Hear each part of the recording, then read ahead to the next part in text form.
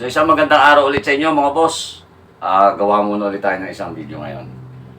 Ang pag-uusapan natin ngayon ay tungkol dito sa midrange. Madami-daming beses ko na rin kasi sinagot yung tanong na anong value ng capacitor ang maganda dito sa midrange, na gamitin sa midrange. So doon sa comment section ng ilan sa mga video ko na may kinalaman sa speaker, madami-daming tanong na gano'n na nga ang gusto nilang malaman. So dito sa video natin, ang ginawa ko, nagkabit ako ng magkakaibang value ng capacitor at iisa-isahin natin yung patunugin. So magkakaiba to, 2.2, 2.7 UF. So ito yung pinakamababa ikinabit ko. 4.7, 6.8 ito. 6.8, 22. Tapos, ito ay 12 UF. You are watching Twin 88 channel. Don't forget to subscribe.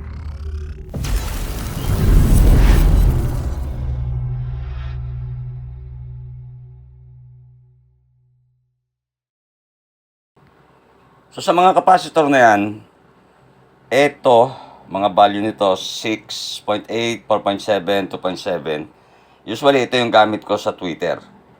Minsan, pag wala akong makuha o wala akong available na 12 or 22, ito naman ang ginagamit ko pinakamababa sa mid-range yung 6.8.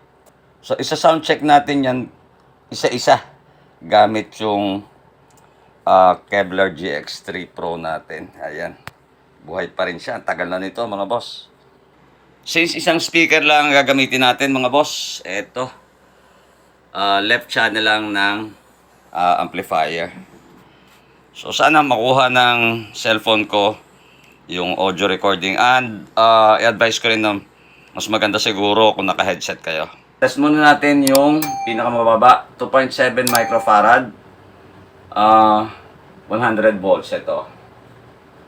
So play ng tayo ng tugtog dito sa tab. Naka Bluetooth connected tayo mga boss.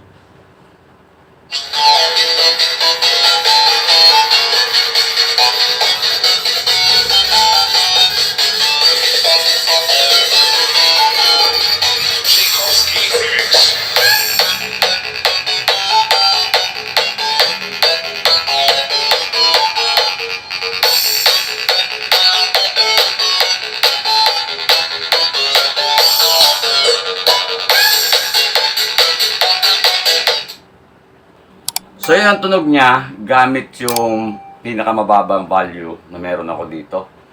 So mapapansin nyo, more on high frequency, pero meron pa rin namang lumalabas na instrument kasi nga mid-range tong speaker na pinagkakabitan natin. So lipat ko siya sa 4.7.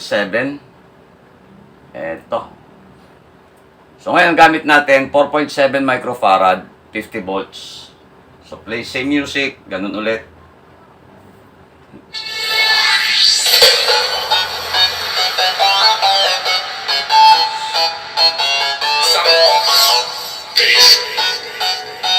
So mas lumutang na ng konti yung boses at yung instrument. So yun ang makapansin natin dyan.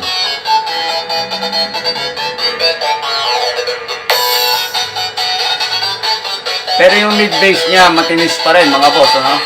Pakinggan nyo. Mataas pa rin masyado.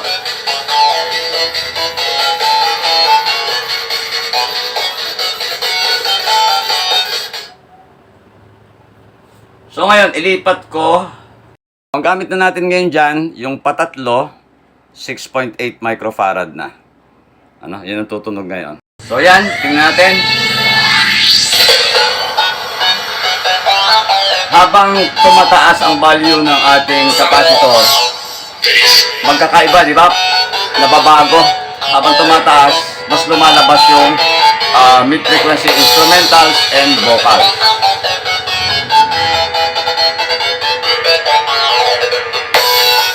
At medyo lumutong na rin ng konti yung kanyang mid-bass.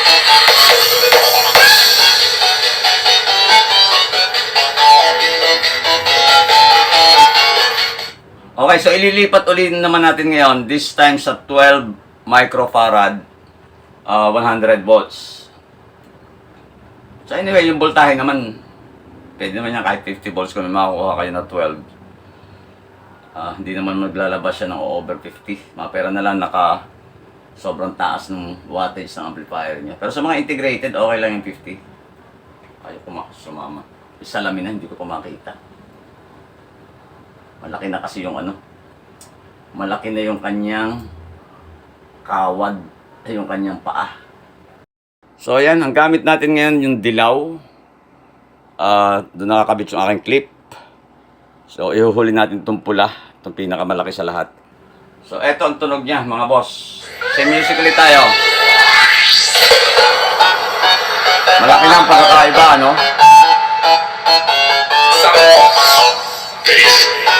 Mas lutang na yung boses.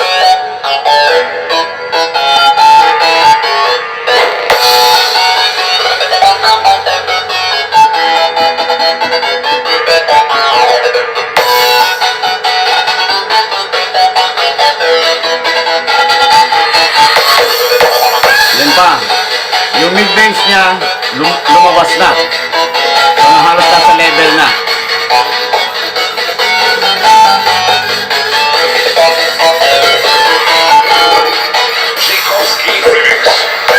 Mas malinaw na yung boses.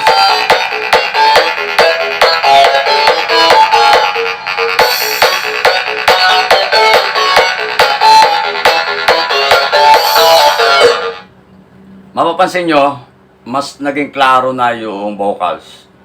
So, kung sa video ka nyo gagamitin, pwede na yon, di ba? So, last, meron pa tayong isa. 22 UF naman.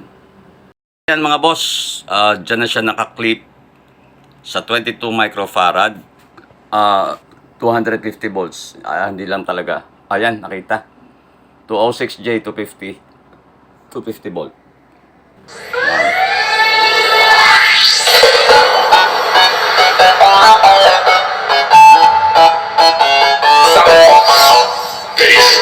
Ito yung ginagamit ko mga boss. Lalo na pagka yung gamit yung pang instrumental speaker. Ito yung ginagamit ko.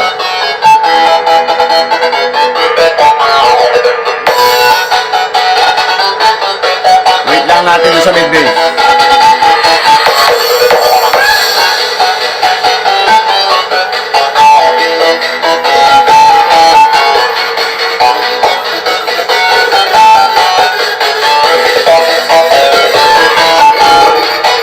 Ito na yung mid-bass yan.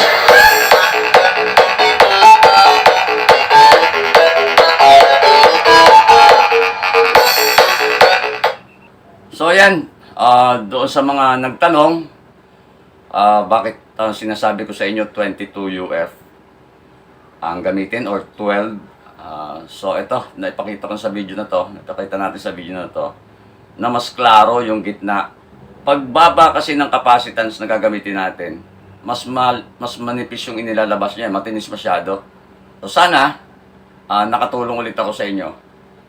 So hanggang dito na lang muna ulit, abangan nyo ang ating susunod ulit video.